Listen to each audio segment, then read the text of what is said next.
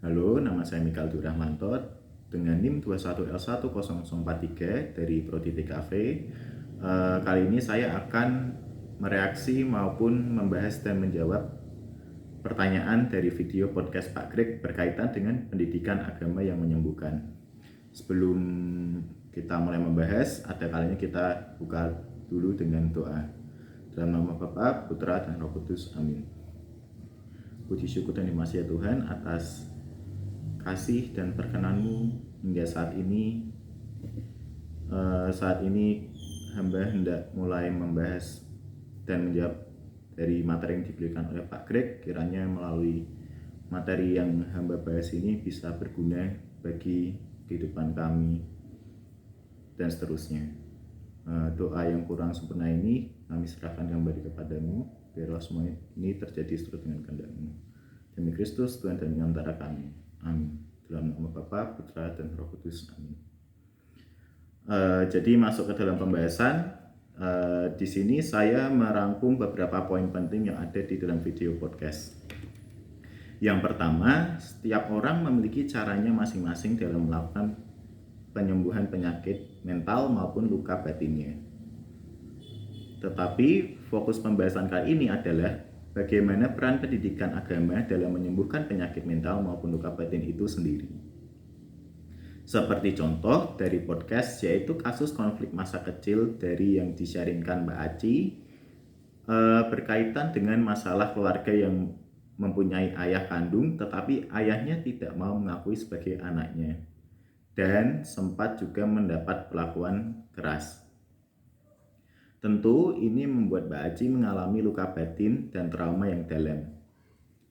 Karena kondisinya ini sampai di titik tertentu, Mbak Aci pun juga sampai menyalahkan Tuhan.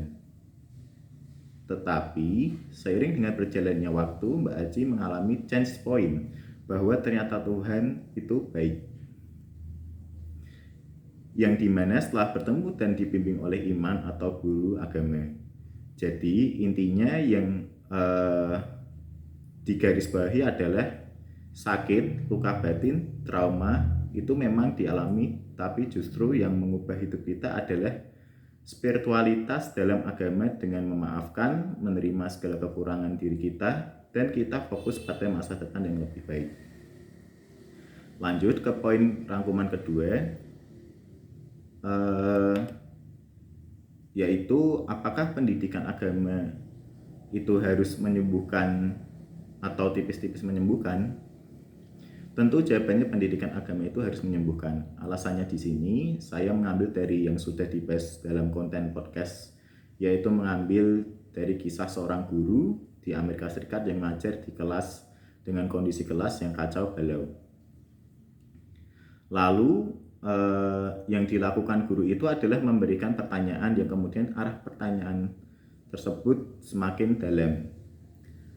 Guru tersebut melihat dari konteks pengalaman kehidupan murid-muridnya yang dimana mempunyai latar belakang buruk yang bermacam-macam. Sehingga dari latar belakang itulah yang kemudian menjadi luka batin dimiliki setiap muridnya. Jadi kuncinya di sini adalah di gurunya.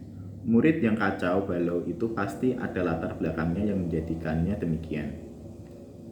Menanggapi permasalahan tersebut, sebagai guru tentunya punya kualifikasi yang kompeten dan bisa lebih memahami apa yang dialami muridnya.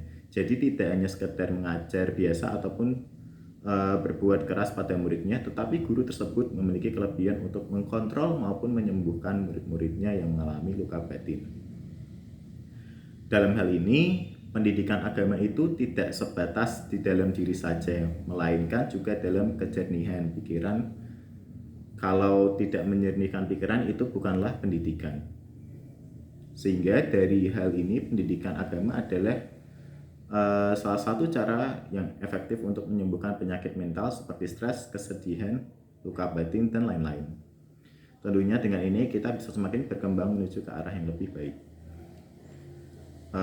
Kemudian untuk pertanyaan yang kedua, menurut agama atau keyakinanmu, bagaimana pendidikan agamamu mampu menyembuhkan anak didiknya? Di dalam agama saya yaitu Katolik diajarkan bahwa pada saat kita mengalami situasi apapun, entah itu luka batin, stres, trauma, dan sebagainya, Kita diajarkan untuk tidak terus terlalu di sana, tetapi dengan cara memperkuat hubungan spiritualitas kita dengan Tuhan, agar kita pun juga bisa tetap selalu berpegang teguh kepada Tuhan. Karena saya percaya bahwa kasih Tuhan tiada batasnya. Dengan kita selalu percaya dan selalu berpegang teguh kepada Tuhan di tengah permasalahan yang kita alami, maka pasti Tuhan akan menunjukkan jalannya seperti yang disebutkan dalam kitab suci.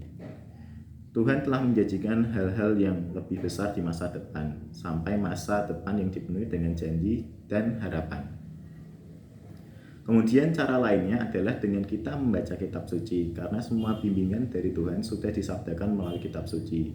Tinggal bagaimana perwujudan kita dalam menjalankannya dalam keseharian. Dari itu maka perlahan-lahan kita akan sembuh dari luka batin yang kita alami, dan kita bisa terus berkembang menuju ke arah yang jauh lebih baik lagi.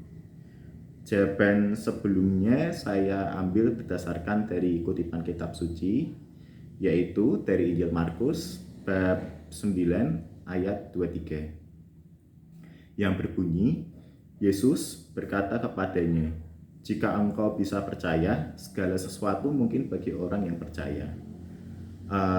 Mungkin itu yang menjadi pembahasan saya kali ini. Sebelumnya mohon maaf apabila ada salah kata.